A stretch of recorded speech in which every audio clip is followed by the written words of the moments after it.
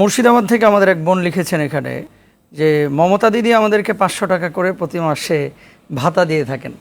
তো সেখানে নাকি রাজস্ব কয়েকশো কোটি টাকা তারা আদায় করেছেন এবং এগুলো ইসলামী শরিয়ায় মানে এখানে মদ তারপরে আপনার হালাল হারামের সংমিশ্রণ ঘটে গেছে। তো এই টাকাটা থেকে দেয় কিনা আমরা জানি না, কিন্তু সরকার তাদেরকে দিচ্ছে, মুখ্যমন্ত্রী। তো এই টাকাটা বা ভাতাটা তারা নিতে পারবে কিনা?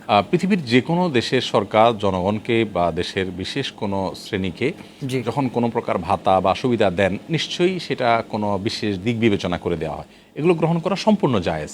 এখন যে প্রশ্নটা আপনি তুলেছেন যে সরকার যে রাজস্ব গ্রহণ করে সেটা মদের উৎপাদন থেকেও রাজস্ব গ্রহণ করে, হালাল ব্যবসা থেকেও নেয়, হারাম ব্যবসা থেকেও নেয়। আমরা যদি এভাবে দেখি বিষয়টা, তাহলে আমি বলবো যে বেশিরভাগ ক্ষেত্রে আপনার বৈধ উপার্জনই এখানে থাকে সরকারের। অবৈধ উপার্জনের সংখ্যা বা পরিমাণটা থাকে অনেক কম তুলনামূলক। আমি মানে জেনারেল যে চিত্র আছে তার আলোকে বলছি।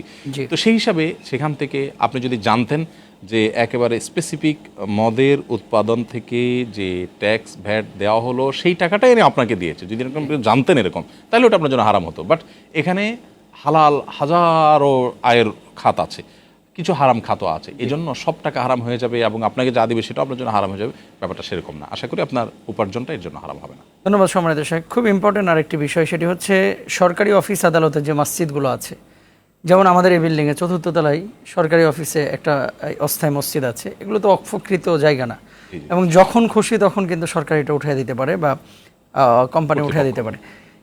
প্রশ্নটা হলো যে এই মসজিদগুলোতে যারা জুমার নামাজ আদায় করছেন তাদের জুমার বিধান কি? আমরা তো যতটুকু জানি, দর্শক বলছেন যে জুমার জন্য অক্ষকৃত জায়গা বা মসজিদ হওয়া শর্ত, কি বলবেন? না, এটা সঠিক কথা না যে জুমার জন্য ওয়াকফকৃত মসজিদ হওয়া শর্ত।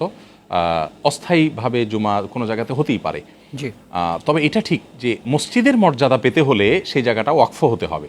তাহলে ধরা যাক যে এই ভবনে, এই বিল্ডিংয়ে বা যে কোনো বিল্ডিংয়ে একটা নামাজের ঘর আছে, এই নামাজের ঘরটা যিনি বা যারা দিয়েছেন তিনি ব্যবহার করতে দিয়েছেন, মার্কেট কর্তৃপক্ষ দিয়েছেন বা ভবন মালিকরা দিয়েছেন। এই জায়গাটা যেহেতু স্থায়ীভাবে মসজিদ হিসাবে ডোনেশন করা হয় নাই, একেবারে আগাগোড়া পুরাটা আল্লাহর জন্য দিয়ে দিলাম স্থায়ীভাবে, এরকম যেহেতু করা হয় নাই, সেহেতু এটা মসজিদের মর্যাদা পাবে না। এটা হলো নামাজ ঘর, এটা হলো অস্থায়ী নামাজ ঘর। অস্থায়ী নামাজ ঘরে জুমা হয়ে যাবে। জুমা কিন্তু টেম্পোরারি কোনো জায়গাতেও হতে পারে। কোভিড-19 সময় আমরা অনেকে বাসা বাড়ির ইয়েতে জুমা পড়েছি 4-5 জন মিলে, সেটা কি ওয়াকফ ছিল? নিশ্চয়ই ছিল না। ঠিক একইভাবে আমরা ইয়েতে কি বলে ইজতেমার ময়দানে নামাজ পড়তেছি, ইজতেমার ময়দানে নামাজ পড়তেছি, এটা অনেক আগে থেকে নামাজ পড়তেছি, তো তখন থেকে এটা ওয়াকফ ছিল না।